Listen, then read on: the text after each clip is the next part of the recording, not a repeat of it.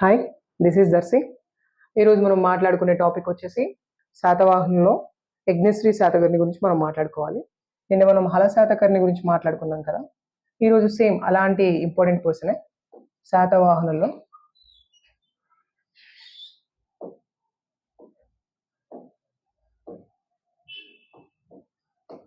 ఇంకొక important king అనమాట. So ఇతను కూడా one of the prominent king. అతను ఎవరో కాదు, యజ్ఞశ్రీ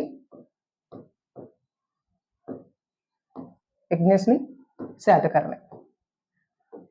ఏంటి అసలు ఈ యజ్ఞశ్రీ శాతకర్ణి యొక్క ఇంపార్టెన్స్ ఏంటి? ఎగ్జామ్లో ఇతన్ని ఏ విధంగా అడుగుతారు, అసలు ఇక్కడ నుంచి క్వశ్చన్ ఎలా పడుతుంది అంటే, మెయిన్గా మనం నిన్న మాట్లాడుకున్నాం. ఏం మాట్లాడుకున్నాం? హల శాతకర్ణి గురించి మాట్లాడుకున్నప్పుడు ఒక లవ్ స్టోరీ చెప్పా, లీలావతి పరిణయం అని చెప్పాను. ఓకే, సింహల రాకుమార్తెని ఏ విధంగా పెళ్లి చేస్తున్నాడో మాట్లాడుకున్నాం. ఈరోజు యజ్ఞశ్రీ శాతకర్ణి గురించి మాట్లాడుకునేటప్పుడు మనకు ఒక ఫ్రెండ్షిప్ స్టోరీ కావాలి. ఈరోజు చిన్న ఫ్రెండ్షిప్ స్టోరీ. ఏంటిది? ఇదొక ఫ్రెండ్షిప్ అనుకోవచ్చు, సింపుల్గా మీకు గుర్తుపెట్టుకోవడానికి ఒక ఫ్రెండ్షిప్ స్టోరీ చెప్తా. ఏంటంటే ఈ ఫ్రెండ్షిప్ స్టోరీ ఎందుకు వస్తుంది ఇక్కడ అంటే, ఇతనికి ఒక మంచి ఫ్రెండ్ ఉండేవాడు. ఇతను బౌద్ధం అంటే చాలా ఇంట్రెస్ట్. ఓకే, ఈ యజ్ఞశ్రీ శాతకర్ణికి బౌద్ధం అనేది చాలా ఇంట్రెస్ట్. ఆ టైంలో ఆచార్య నాగార్జునుడు ఉన్నాడు అనమాట. ఇది అందరికీ తెలుసు, మనకి నాగార్జున బాగా తెలుసు కదా. ఓకే, మన హీరో నాగార్జున కాదు, ఇక్కడ మన బౌద్ధ మతంలో ఒక మతాచార్యుడు. Okay, famous personality.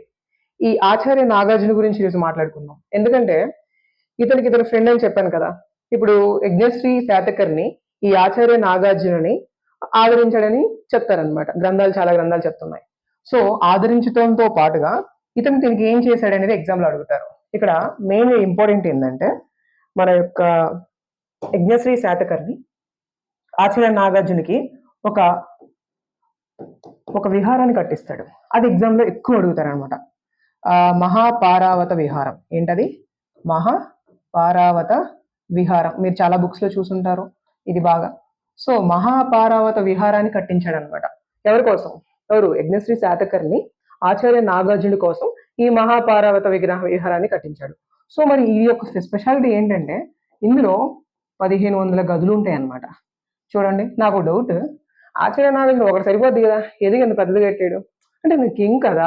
So Yajnashri Satakarni king కదా, సో ఏ చేసినా బాగుండాలి కదా, అందుకే 1500 గదులు ఇచ్చాడు అనమాట.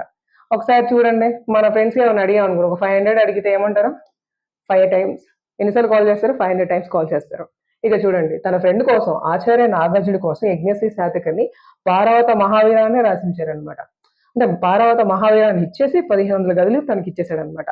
సో ఇక్కడ ఎగ్జామ్ లో ఎక్కువ ఏం అడుగుతాడంటే, మరి ఈ మహాపారావత విహారాన్ని ఆచార్య నాగార్జునుడికి యజ్ఞశ్రీ శాతకర్ణి ఇచ్చాడని చెప్పిన వ్యక్తి ఎవరు? అది ఇంపార్టెంట్. సింపుల్ చూడండి, పాహియాన్. ఎవరు? ఫాహియాన్. సారీ, ఇది గుర్తుండే సార్, మర్చిపోతాం అనుకుంటారేమో. సింపుల్ చూడు, ఇక మహాపారావితంలో పా తీసుకో, మహాపారావత విహారంలో. సో పా, ఇక్కడ ఫాహియాన్. మనకు ఉంటే ఎంతమంది ఉంటారు? హుయాత్సాంగ్, ఇత్సింగ్, ఫాహియాన్ కదా. ఇక్కడ ఏంటి? పారావత మహావిహారాన్ని గిఫ్ట్ గా ఇచ్చాడని చెప్పాను కదా. ఎవరు చెప్పారు ఈ పాయింట్? ఫాహియాన్. అంత కూడా గుర్తుపెట్టుకోవచ్చు సింపుల్ గా. నెక్స్ట్ ఇంకా ఏమేమి చేశాడంటే, ఎస్ చేశాడు. ఆచార్య నాగార్జునుడికి లెటర్స్ రాసేవాడు అనమాట. లెటర్స్ అంటే లవ్ లెటర్స్ కాదులే, వీళ్ళిద్దరి మధ్య అప్పుడు టెలిగ్రామ్స్, ఇప్పుడంటే మనకి టెలిగ్రామ్స్, వాట్సాప్ అన్నీ ఉన్నాయి. మరి వాళ్ళకి ఆ టైంలో ఏం లేదు కదా. సో ఆ టైంలో ఒక లెటర్ ఉండేది, అది చాలా ఇంపార్టెంట్. చాలా టైం ఎగ్జామ్ లో వచ్చింది అనమాట. స్పృహుల్ లేఖ. ఇది చాలా బుక్స్ లో రాశారు కూడా, మీకు కూడా తెలుసు. స్పృహుల్ లేఖ ఇదేంటి? ఒక లెటర్. ఓకే, ఇది ఎవరిద్దరి మధ్య ఉంటదంటే, ఆచార్య నాగార్జునుడికి మరియు యజ్ఞశ్రీ శాతకర్ణికి మధ్య ఈ స్పృహుల్ లేఖ అనేది ఉండిద్ది అనమాట. సో మరి ఇక్కడ ఏంటి సార్, ఎగ్జామ్ పాయింట్ ఆఫ్ ఇక్కడ ఏం పాయింట్ అంటే, ఇక్కడ ఏం పాయింట్ అడుగుతారు, ఎలా క్వశ్చన్ పడింది అంటే, సింపుల్, ఈ స్పృహుల్ లేఖ అనే దాన్ని అక్కడ ఉన్నటువంటి బౌద్ధంలో ఉన్నటువంటి విద్యార్థులు దీన్ని కంఠస్థం చేస్తున్నారంట. నేను మరి లెటర్ చదవడం ఏంటో నాకు ఈ ఫ్యాంటసీ నాకు కూడా అర్థం కాలేదు. బట్ ఇది కంఠస్థం చేస్తున్నట్టుగా, ఈ స్పృహుల్ లేఖను కంఠస్థం చేస్తున్నట్టుగా చెప్పిన వ్యక్తి ఒక ఆయన ఉన్నాడు. ఓకే, అతను ఎవరంటే ఇత్సింగ్. ఎవరు? ఇత్సింగ్. చూసారా? ఇత్సింగ్ అనే వ్యక్తి ఈ స్పృహుల్ లేఖ గురించి మాట్లాడారు అనమాట. ఈ స్పృహుల్ లేఖలో ఏముందంటే, ఆచార్య నాగార్జునుడికి మరియు యజ్ఞశ్రీ శాతకర్ణికి మధ్య జరిగినటువంటి సంభాషణ, కన్జర్వేషన్ ఉంటది. ఓకే, వాళ్ళ మధ్య ఉన్నటువంటి కాన్వర్జేషన్ అనేది ముందు చెప్పబడి ఉంది. మహాపారావత విహారం ఇంకొకటి ఉంది. ఓకే, ఆచార్య నాగార్జునుడి కోసం మనోడు ఇంకోటి ఏం చేశాడంటే, ఆచార్య నాగార్జున ఆ టైంలో అమరావతి స్తూపం ఉంది కదా, అమరావతి స్తూపం, ఈ అమరావతి స్తూపానికి ప్రాకారం, శిలా ప్రాకారం అంటారు. ఏంటది? శిలా ప్రాకారం. ఆ శిలా ప్రాకారాన్ని సింపుల్ చూడండి, అమరావతి స్తూపం అంట, దానికి శిలా ప్రాకారం అంట. ఎవరు నిర్మించారని ఎగ్జామ్లో అడిగారు ఇంతకుముందు. ఎవరు నిర్మించారంటే ఈ ఆచార్య నాగార్జునుడు. మరి ఆచార్య నాగార్జునుడికి డబ్బులు కావాలి కదా, అమౌంట్ ఉండాలి కదా. సో ఆల్రెడీ తెలుసు కదా, ఫ్రెండ్షిప్ ఉంది వీళ్ళిద్దరి మధ్య. సింపుల్ గా కాల్ కొట్టాడు నాగార్జున. ఎవరికి కాల్ కొడతాడు? ఏ ప్రాబ్లం వచ్చినా కానీ యజ్ఞశ్రీ శాతకర్ణి కాల్ కొడతాడు. కాల్ కొట్టడంలో డబ్బులు వేసాడు అనమాట ఫోన్ పేలో.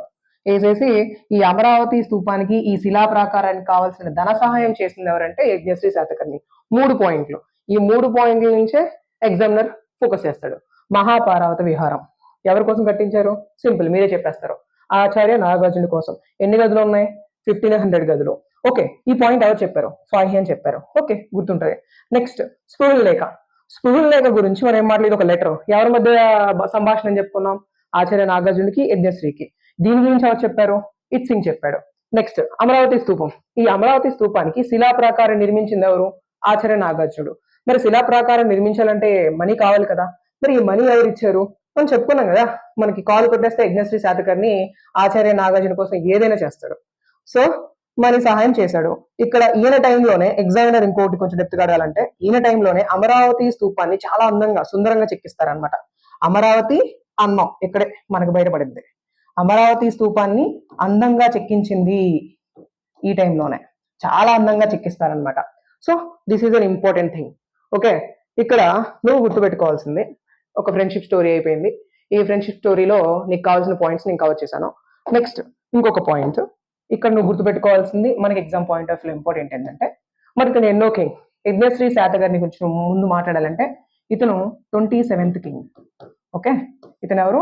27th king of Satavahana.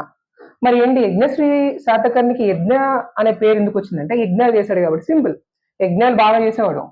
Okay, యజ్ఞాలు బాగా చేసేవాడు కాబట్టి యజ్ఞశ్రీ శాతకర్ణి వచ్చింది. ఏమైనా కష్టం ఉందా గుర్తుపెట్టుకోవడానికి? సింపుల్ కదా, యజ్ఞశ్రీ శాతకర్ణి యజ్ఞాలు బాగా చేసేవాడు అనమాట. Okay right. ఇంకేముంది ఇతని గురించి మనం ఏం కవర్ చేయాలంటే, ఇతని యొక్క శాసనాలు చూసుకుందాం. ఫస్ట్ ఇతని యొక్క శాసనాల గురించి మాట్లాడదాం. ఇతని యొక్క శాసనాలు మనకి బిఎస్ఎల్ హనుమంతరావులో నీట్గా చెప్తారు. ఫస్ట్ ఇక్కడ కన్హేరి రాస్తాడు. అంటే అతని టైంలో ఇక్కడ ఆయన శాసనాలు దొరికాయట కన్హేరి దగ్గర.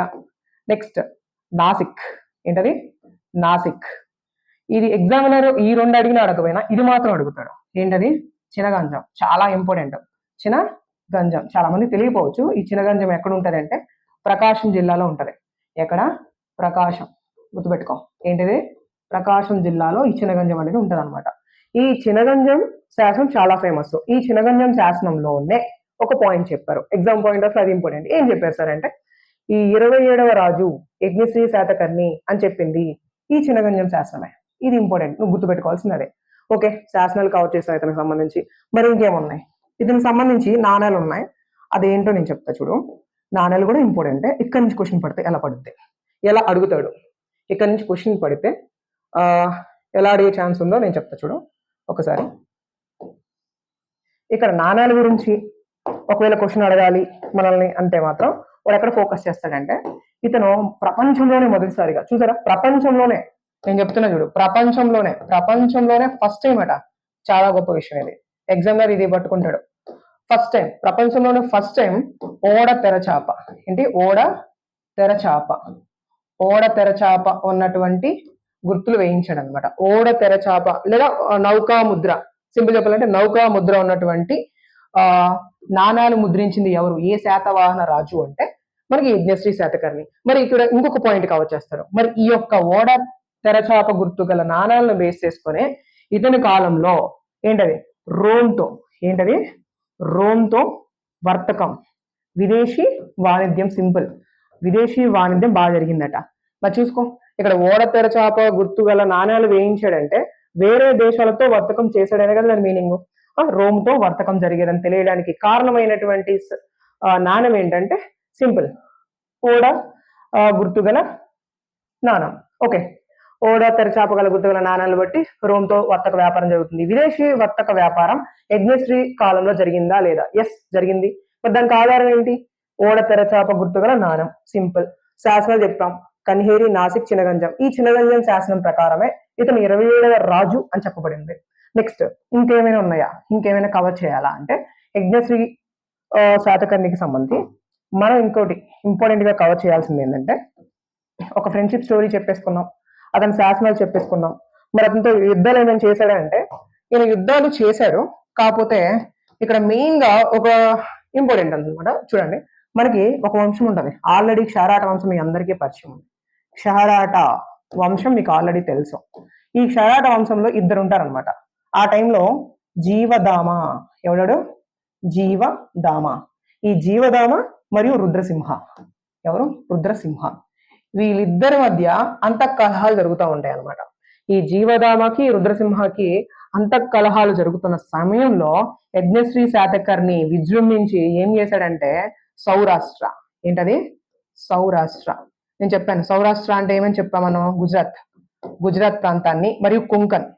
ఓకే, కొంకన్ ఇది మనకి బిఎస్ఎల్ లో ఉంటుంది ఆ పాయింట్. కొంకన్, ఈ రెండు ప్రాంతాలను మనోడు ఏం చేశాడంట? ఆక్రమించాడంట. చూసారా, వీళ్ళిద్దరేమో గొడవ పడతా ఉంటారు. ఈ జీవనామ రుద్రసింహ అనే వాళ్ళు గొడవ పడతా ఉంటే ఈ యొక్క యజ్ఞశ్రీ శాతకర్ణి ఏం చేశాడు? ఇదే టైం అని చెప్పేసి ఆ సౌరాష్ట్రని మరియు కొంకన్ ప్రాంతాన్ని ఆక్రమించేసుకున్నాడు. ఇది ఒకటి ప్రామినెంట్ గా నువ్వు గుర్తుపెట్టుకోవాల్సింది. ఇప్పుడు ఎగ్జామ్ ఇలా అడుగుతాడు, ఏంటి? జీవదామ అండ్ రుద్రసింహ అంటే క్షరాట వంశానికి చెందిన జీవదామ రుద్రసింహ అంతఃకలహాల వల్ల ఏ శాతవాహన రాజు విజృంభించి సౌరాష్ట్రాన్ని కొంకణ ప్రాంతాన్ని ఆక్రమించాడు అని అడిగితే నువ్వు కళ్ళు మూసుకొని చెప్పొచ్చు. ఎవరు చెప్తావు? యజ్ఞశ్రీ శాతకర్ణి. ఇది ఎలా వెళ్ళిపోయింది? Okay, Yajnashri Satakarni. Next point, ఇంకా లాస్ట్ బట్ నాట్ లీస్ట్ మనకి ఇంకొక పాయింట్ ఇంకేముందా ఇతని గురించి? యజ్ఞశ్రీ శాతకర్ణి గురించి శాసనాలు చెప్పాం, నాణాలు చెప్పాం. ఓకే, అతను చేసినటువంటి ఒక చిన్న యుద్ధం చెప్పుకున్నాము. నెక్స్ట్ ఇతను 27వ రాజు చెప్పుకున్నాము. ఓకే, యజ్ఞశ్రీ శాతకర్ణి గురించి ఇంక మనం ఇంకేమైనా చెప్పాలి, ఏమైనా ఉన్నాయి అంటే మెయిన్ గా ఇక్కడ చూడండి, ఒకసారి క్విక్ రివిజన్ చేద్దాం. అన్ని కవర్ అయిపోయినట్టే మ్యాక్సిమం. ఏమేమి ఉన్నాయి? అమరావతి శాసనము చెప్పాను. నెక్స్ట్ చాలా చిన్నది అయిపోయింది. మేబీ అందరికి కనిపిస్తుందా? విజిబుల్ అవుతుంది అనుకుంటున్నాను. చూడండి, యజ్ఞశ్రీ శాతకర్ణికి సంబంధించి మనం కవర్ చేయాల్సింది ఏంటంటే యజ్ఞశ్రీ శాతకర్ణి ఒక ఫ్రెండ్షిప్ స్టోరీ మనం చెప్పాం కదా. హల శాతకర్ణి కంటే ఒక లవ్ స్టోరీ, లీలావతి పరిణయం ఉంటది. కుతూహలుడు రాశాడు, అది సప్త గోదావరి నది ప్రాంతంలో వాళ్ళకి ఇద్దరికి పెళ్లి జరిగిందని మనం మాట్లాడుకున్నాం. అది లవ్ స్టోరీ. ఇక్కడ ఫ్రెండ్షిప్ ఎవరెవరికి? ఆచార్య నాగార్జునుడికి, at the same time Yajnashri శాతకర్ణికి. మరి వీళ్ళిద్దరి మధ్య ఫ్రెండ్షిప్ ఉంది కాబట్టి 3 విషయాలకి హెల్ప్ చేస్తాడనమాట. ఆ 3 విషయాలు ఏంటి? మహాపారావత విహారాన్ని నిర్మించి ఇస్తాడనమాట. సో ఇది ఎవరు చెప్పారు? పాహి అని చెప్పాడు, ఫస్ట్ పాయింట్. నెక్స్ట్ స్ఫురల్ లేఖ, ఇది ఒక లెటర్. ఇది ఎవరెవరికి మధ్య? యజ్ఞశ్రీ శాతకర్ణికి మరియు ఎట్ ద సేమ్ టైం ఎవరెవరికి? యజ్ఞశ్రీ శాతకర్ణి, ఆచార్య నాగార్జునుడికి. ఇది ఎవరు చెప్పారు? ఇట్సింగ్ చెప్పారు. నెక్స్ట్ అమరావతి స్తూపానికి శిలాప్రాకాన్ని నిర్మించారు. ఎవరు? ఆచార్య నాగార్జునుడు. మరి దానికి డబ్బులు కావాలి కదా, ఎవరు డబ్బులు చేశారు? ఆ టైంలో డబ్బులు ఇచ్చింది, ధన సహాయం చేసినారంటే యజ్ఞశ్రీ శాతకర్ణి. మరి అమరావతిని అందంగా చెక్కారు ఈ టైంలోనే. ఈ టైంలోనే 2 వేల దమగిరి అండ్ అనాథ జాతక కథల్ని ఇక్కడ అందంగా చిత్రిస్తారనమాట. సో అది అంత ఇంపార్టెంట్ కాకపోయినా కానీ అమరావతిని అందంగా ఈయన టైంలోనే. ఇంకోటి నెక్స్ట్ ఇతను 27వ రాజు యజ్ఞశ్రీ శాతకర్ణి అని ఎవరు చెప్పారు అంటే ఇది మనం చెప్తాం చినగంజం శాసనం. ఏ శాసనం చెప్పారు ఈ పాయింట్? చినగంజం శాసనంలో ఈ పాయింట్ ఉందన్నమాట. నెక్స్ట్ శాసనాలు ఏం చెప్పాను? కనిహేరి, నాసిక్, చినగంజం. నెక్స్ట్ అమరావతి కూడా రాసుకో. అమరావతి ఎందుకు సార్ అన్నారంటే అమరావతిని ఇతని టైంలోనే కదా కొంచెం చెప్పాను విస్తృతంగా డెవలప్ చేశారు అని చెప్పుకున్నాం కదా శిలా ప్రకారం. సో చరిత్రకారుల ప్రకారం అమరావతి శాసనం, చినగంజం శాసనం, నాసిక్ అండ్ కనిహేరి దగ్గరలో కూడా శాసనాలు ఇతనికి దొరికాయి అనమాట. నాణాల గురించి మాట్లాడితే దొరుకుతాయి చాలా ప్లేసెస్ లో. అన్నిటికంటే ఏ నాణ్యం ఇంపార్టెంట్ అంటే ఇక్కడ ఓడ తెరచాప గుర్తుగల నాణం. ఇది రోమ్ తో వర్తక వాణిజ్యం చేశారు అని చెప్పింది ఇది అనమాట. నెక్స్ట్ నిన్న మాట్లాడుకున్నాం బాలుడు హర్షచరిత్రలో ఏం చెప్పాడని చెప్పాను మీకు? హల శాతకర్ణి గురించి మాట్లాడాడు. గాథా సప్తశతిని రాసింది హలుడే అని చెప్పి కన్ఫర్మేషన్ దొరికిందని చెప్పాం. Same at the same time ఇతనికి అదే బాణుడు అదే బాణుడు తన హర్ష చరిత్రలో ఒక పాయింట్ అంటాడు. హర్ష చరిత్రలో ఒక పాయింట్ అంటాడు. అదేంటంటే ఒక బిరుదిస్తాడు అనమాట. అదే త్రిసముద్రాధిపతి. ఏంటది? త్రిసముద్రాధీశ్వర ఆర్ శ్రీ త్రిసముద్రాధిపతి, ఇది ఇంపార్టెంట్.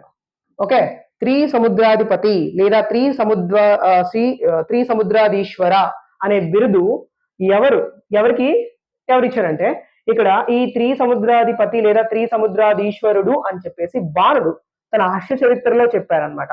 ఇది ఒక పాయింట్ మీకు ఎగ్జామ్ పాయింట్ ఆఫ్ వ్యూ చాలా చాలా చాలా ఇంపార్టెంట్ అనమాట. ఓకే, బాణుడు తన హర్ష చరిత్రలో త్రిసముద్రాధిపతి లేదా త్రిసముద్రాధీశ్వరుడు అని యజ్ఞశ్రీ శాతకర్ణి గురించి మాట్లాడాడు. ఇదే బాణుడు హర్ష చరిత్రలో హలశాతకర్ణి గాథా సప్తసతి రాశాడని చెప్పేసి మాట్లాడాడు. ఇది కూడా మనం గుర్తుపెట్టుకోవచ్చు, సింపుల్. నెక్స్ట్ చూసుకుంటే ఇక్కడ నాణాల గురించి చెప్పామా. క్షయరాట వంశంలో, ఆ టైంలో క్షయరాట వంశంలో జీవధామ రుద్రసింహ ఇద్దరు అంతఃకలహాలు జరుగుతున్నప్పుడు మనోడు ఏం చేశాడు, కొంకన్ ప్రాంతాన్ని సౌరాష్ట్ర ప్రాంతాన్ని ఆక్రమించేశాడని చెప్పుకున్నాం, రైట్. ఈ ఆక్రమణ జరిగింది కదా, సో ఇతనికి సంబంధించిన బిరుదు ఎగ్జామ్ లో అడిగితే త్రిసముద్రాధిపతి లేదా త్రిసముద్రాధీశ్వర అనే బిరుదు వస్తుంది అనమాట. ఓకే, ఆచార్య నాగార్జునుణ్ణి ఆదరించినటువంటి చక్రవర్తిగా యజ్ఞశ్రీ శాతకర్ణి చెప్తాం. అతను ఎన్నోవ శాతకర్ణి అంటే 27వ శాతకర్ణి. ఇంకొక పాయింట్ ఏంటంటే, లాస్ట్ పాయింట్ ఏంటంటే మత్స్య పురాణం. ఏ పురాణం? మత్స్య పురాణం. మత్స్య పురాణం ఈయన కాలంలోనే సంకలనం చేయబడింది. ప్రీవియస్ బిట్ యాక్చువల్ గా గ్రూప్ 2లో అడిగారు. మత్స్య పురాణం అనేది ఎవరి కాలంలో, అంటే మత్స్య పురాణం అనేది ఎవరి కాలంలో సంకలనం చేయబడింది అంటే మనకు తెలుసు. ఏం చెప్పాను, యజ్ఞశ్రీ శాతకర్ణి టైంలోనే మత్స్య పురాణం అనేది సంకలనం చేయబడింది. అమరావతి స్తూపానికి శిలాప్రాకారం నిర్మించింది ఆచార్య నాగార్జునుడు. తనకు ధన సహాయం చేసింది ఎవరంటే యజ్ఞశ్రీ శాతకర్ణి. నెక్స్ట్ ఇంకేం చెప్పాను, ఆ టైంలోనే అమరావతి చాలా అందంగా తయారైంది. ఇక్కడ ఒక లెటర్ ఉంది, స్మృహుల్లేఖ లెటర్. ఇది కంఠస్థం చేస్తున్నారు ఏంటి, బౌద్ధానికి సంబంధించినటువంటి అక్కడ ఉంటారు కదా బౌద్ధులు, ఆ బౌద్ధ శిష్యులు, ఆచార్య నాగార్జునుడి దగ్గర ఉన్నటువంటి బౌద్ధ శిష్యులు దీన్ని కంఠస్థం చేస్తున్నారని చెప్పిన వ్యక్తి ఎవరు? ఇత్సింగ్. ఇక్కడ చూడండి, ఫాహియాన్ గురించి ఇంపార్టెన్స్ చూసుకోవాలి, ఇత్సింగ్ గురించి చూసుకోవాల్సి వస్తుంది. నెక్స్ట్ ఇంకా లాస్ట్ ఇంకేముందంటే అయిపోయింది, అది చెప్పేస్తాను, రాయిపోయినా పర్లేదు. మనకి తమిళ సాహిత్యంలో కూడా ఇక్కడ యజ్ఞశ్రీ శాతకర్ణి పాసండ సుల్తాన్ అని చెప్పేసి అంటారంట. ఓకే, ఇది ఎగ్జామ్ లో అడగకపోవచ్చు, బట్ కష్టంగా అడగాలని అంటే అడగచ్చు. ఏంటంటే పాసండ సుల్తాన్ అని తమిళ సాహిత్యం చెప్తుంది దాని గురించి. పాసండ సుల్తాన్ అని చెప్పేసి ఏ సాహిత్యం చెప్తుంది? తమిళ సాహిత్యం చెప్తుంది అనమాట. తమిళ సాహిత్యంలో పాసండ సుల్తాన్, ఓకే, పాసండ సుల్తాన్ అని పిలువబడింది కూడా యజ్ఞశ్రీ శాతకర్ణి. మత్స్య పురాణం గుర్తుపెట్టుకోవాల్సిందే, ఇతని టైంలోనే సంకలనం చేయబడింది. నాణ్యాలు గుర్తుపెట్టుకోవాల్సిందే, శాసనాలు గుర్తుపెట్టుకోవాల్సిందే. చినగంజం శాసనం అన్నిటికంటే ఇంపార్టెంట్. ఓకే, మీకు ఇందులో ఏమైనా డౌట్ ఉంటే మీరు కింద మెసేజ్ చేయండి. మా క్లాసెస్ కానీ మీకు నచ్చినట్లయితే సబ్స్క్రైబ్ చేసుకోండి, ఫాలో చేయండి, సపోర్ట్ చేయండి. And once again thank you.